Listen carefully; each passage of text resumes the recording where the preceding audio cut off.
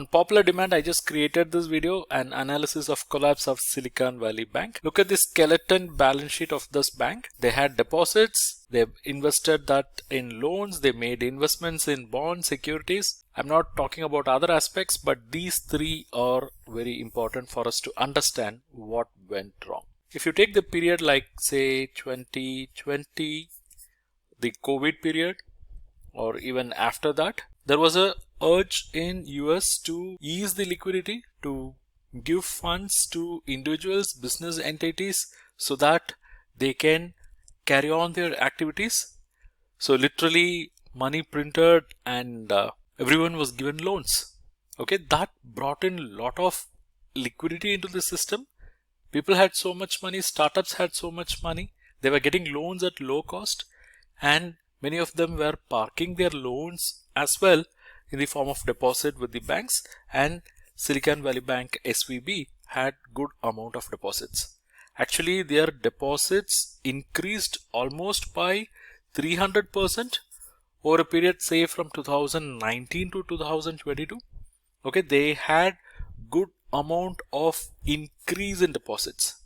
So when money started coming in, they have to make use of it, right? So they started giving it as loans. So originally they gave loan and that went to different people and many came back as deposit as well. That's fine. Then they had so much of money, they didn't know what to do. So to be on the safer side, they made investments. They made investments in bonds, government securities. They are held till maturity. Most of their loans were given to startups which are backed by venture capital, PE firms and all. And investments they made in bonds, government securities. So all this happened in good times. Then as we entered 2022 and as we approached end of 2022, we are in 2023 now, the cost of funds started increasing. Loans were not that easy. So people who have invested in deposits, they started asking for repayment. Okay, that's obvious. That's how the entire function happens, right? But the problem is they have used a good amount of deposits for giving loans, so they cannot ask their customers to pay back against the agreement. So what is the only option left with them? They have to sell off their investments which they have made in bonds, government securities and all. Okay, so they have to sell off, and this is where they got into a serious problem.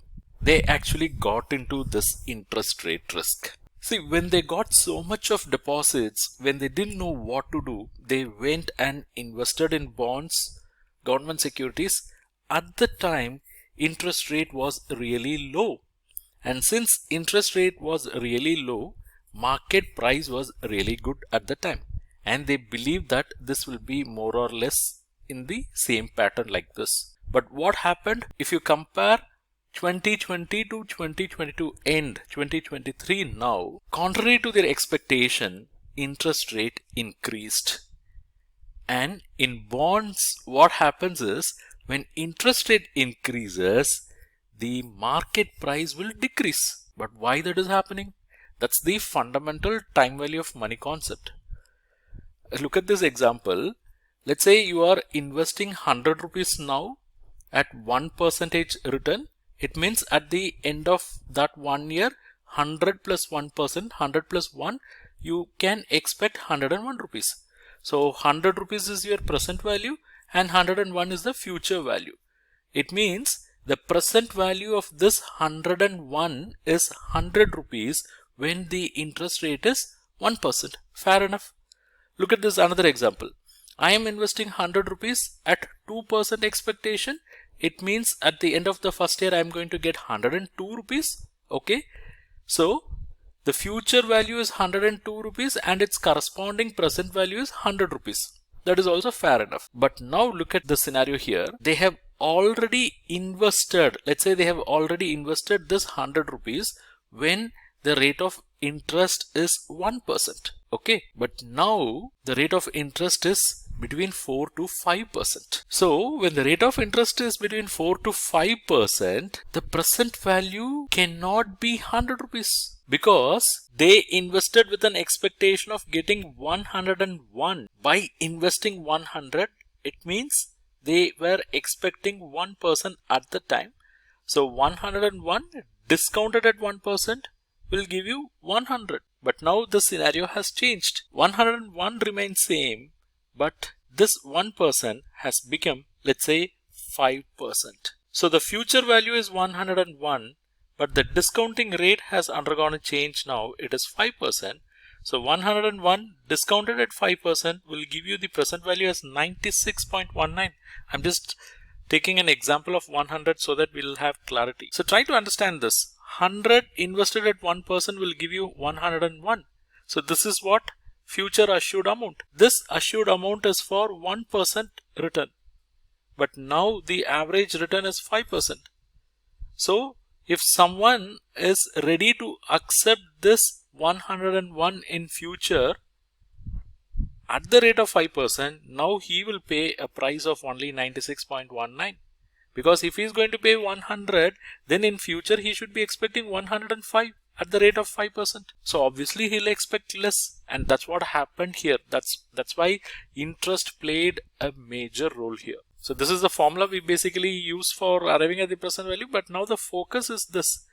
This 101 remaining the same, the present value undergone a change from 100 to 96.19. It means there is a loss. 100 minus 96.19 is a loss for them. So when depositors started demanding the payment, they had to sell their investment. When they are selling their investment now, the value has come down and they are selling at a loss. But still they have to pay their depositors. So how to manage this loss? How to recoup this loss? What they did is they tried raising funds, but this also miserably failed. So on one side, they are selling their investments at a loss. On the other side, they are unable to pay their depositors, and they try to raise fresh equity, that also failed. So all this eventually lead to the collapse of this bank. And most of the deposits are made by those startups which are backed by this private equity firms, venture capitalists, and since they sensed this issue, they were actually pressurizing these startups to get their money back. So when one startup asks for the repayment, and when the bank is not in a position to repay that, that message spreads like rapid fire. And it got so serious, everyone started asking the bank for repayment of their deposits. So banks started getting extreme pressure, and eventually it led to the way bank collapsed. So what happens to the fate of all the deposits made? Federal Deposit Insurance Corporation has actually taken over these deposits. Everything was shifted to a new entity. So this is to take care that all the depositors are paid at least some money. At least some money in the sense each depositor are entitled to somewhere like $250,000. But most of the deposits are made by startups and they are much higher than that.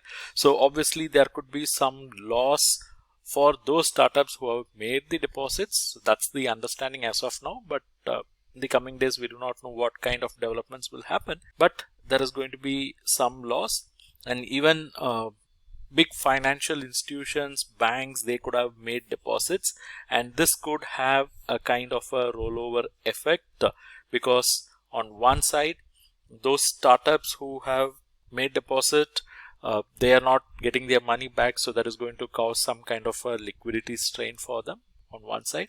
And on the other side, banks who have deposited, they will also insist for the repayment, and it's going to put a kind of extreme pressure, and it can have multifold effect also. I mean, we have to pray that it is not going to result in collapse of some other banks. So if some other banks are going to have their significant exposure to this particular bank, then there can be kind of a rollover effect, and all those we have to wait and see. This is the background, this is what happened, and in the coming days, if there are any serious developments, we'll try to cover that through some other set of videos.